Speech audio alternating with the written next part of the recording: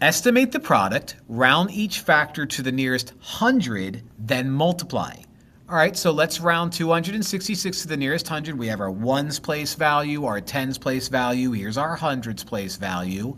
Look to the right of it. 5 or above, give it a shove. 4 below, let it go. Well, 6 is 5 or above, so we're going to shove 2 up to 3 and turn all of these numbers into 0. So 266 rounded to the nearest 100 is 300. Now we're going to round 319 to the nearest 100. So ones, tens, hundreds. Let's circle it.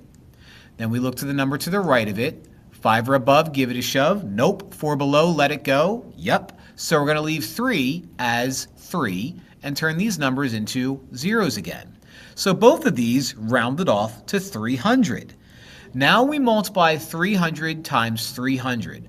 Well, whenever you multiply numbers that are multiples of powers of 10, like 300 is 3 times 100, you multiply 3 and 3. Multiply the digits that are non-zeros at the very beginning. 3 times 3 is 9. Then you look at your remaining zeros.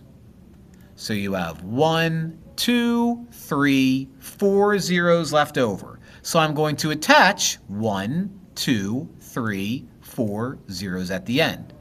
So we count 1, 2, 3, put a comma there. And when we multiply 266 times 319, we can estimate that it's going to be around 90,000. It's not 90,000, that's not the answer, but it's a decent estimate, and that's what we got here.